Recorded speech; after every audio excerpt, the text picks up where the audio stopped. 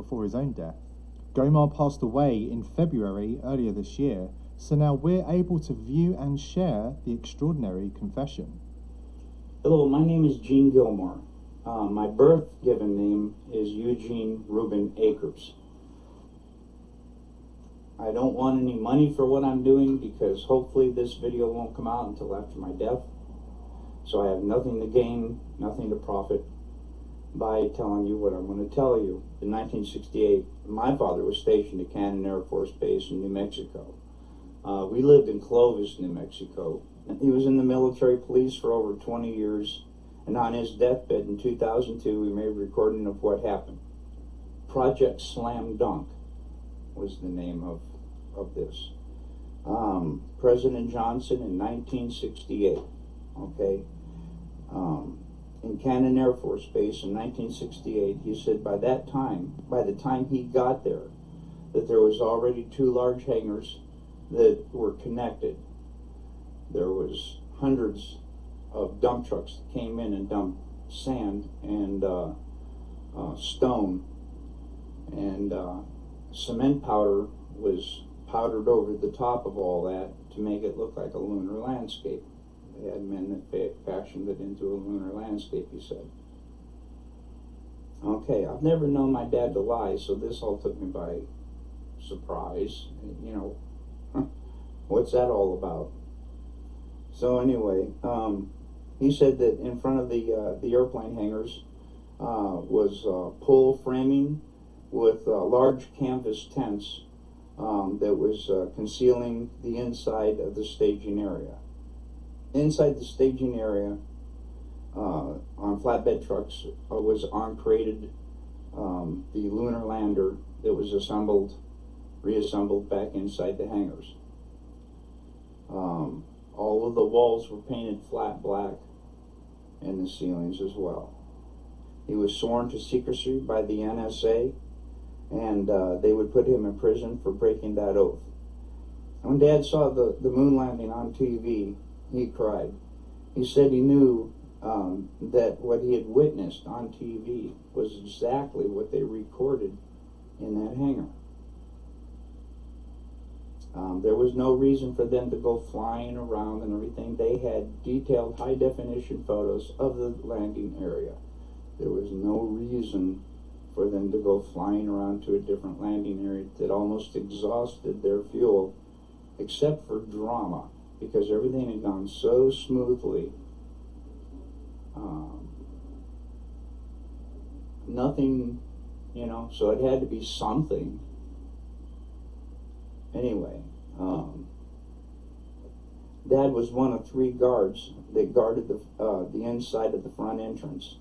There was a list of 15 people who could enter. No one else was allowed by order of President Johnson. And here is that list, and I gave it to Bart Seibel as well. And he checked out a lot of these names, and he says he can verify a lot of these people and what they do. And I come across a couple myself. Anyway, President Johnson, Neil Armstrong, Edwin Aldrin, Werner von Braun, Robert Emenegger, Gene Kranz, James Webb, Joe Kerwin, Dr. Thomas Paine, Glenn Looney, Dr. Christopher Kraft, Dr.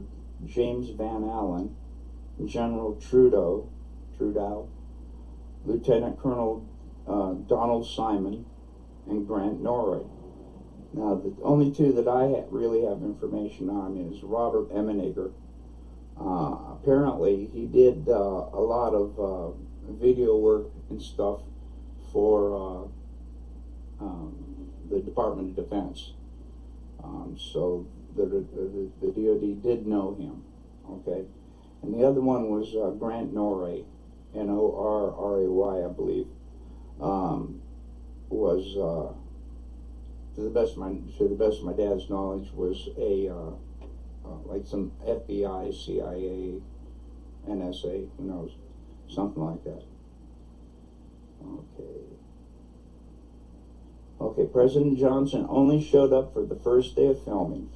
Filming lasted for 3 days, and the entire project was restored to original. In other words, the hangars were all taken apart, the sand was all removed, and so on and so forth. Okay. Dad said there was a lot of building going on at the base, so at the time, so sand and cement powder was never questioned. I can see how they could smuggle that all in within everything else that's going on. Since 2002, I have dug up, I already told you about that, the evidence for the moon landing that I have found. If you go to Google and go to Cannon Air Force Base website, they admit that President Johnson was there. The lunar lander was there. The astronauts were there. I also have verified some of the people on the list were there. I also verified there are a lot of building going on in the base, just as he had told me. And all of this was going on at the same time, on the same date. Dad told me all these things, father to son.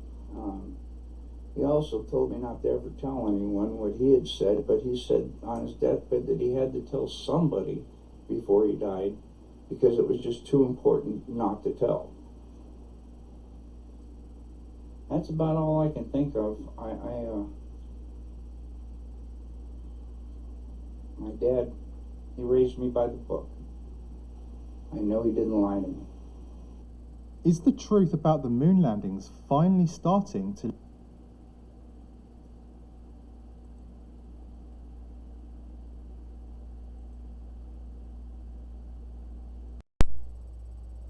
My assessment is that these guys are gatekeeping. All right, that guy was obviously reading from a script, albeit what he's saying is probably true. I mean, I do know that that's how they pretty much, how they filmed it, was in a studio. But the fact that it's going through Sibrel.com, Bart Sibrel, yeah, he did Astronauts Gone Wild, and he exposed the moon hoax, the moon landing hoax. But the thing is he still believes in a globe. He says he's still a globetard, a globe cuck, and I don't understand how, if you are the one that exposed the men who their lives are what propagated the whole belief in the globe. I mean, the hands down, this is the proof that we live on a ball was the bullshit that they faked. Why would you still believe that we live on a ball? Because flat Earth is too much like real truth, and he's a gatekeeper just the same. That's what a gatekeeper does. He's not gonna break out of what he's been paid to say. But he's a promoter of the globe, and I find that just highly suspicious. And this Gene Gomar, whose birth name was Eugene Akers, he was obviously reading from a script. You can see, and he was not doing a very good job of it. And I've seen this on somebody else's channel. They did a video about it, and they were promoting this as being truth. And I even said, hey, it looks like he's like reading from a script. And they're like, oh no, it's because he's suffering from stage 5 cancer. Blah, blah, blah. I said that doesn't mean that you're going to read your script any worse or any better. I mean, he's still reading from a script. So, but it's gatekeeping all the same. I mean, if people don't know that the moon landings were fake by now, and they need this deathbed confession as a means of reinforcing it, this controlled opposition deathbed confession, I'm not buying it. But what he's saying is true, technically. But that's all I got. Peace.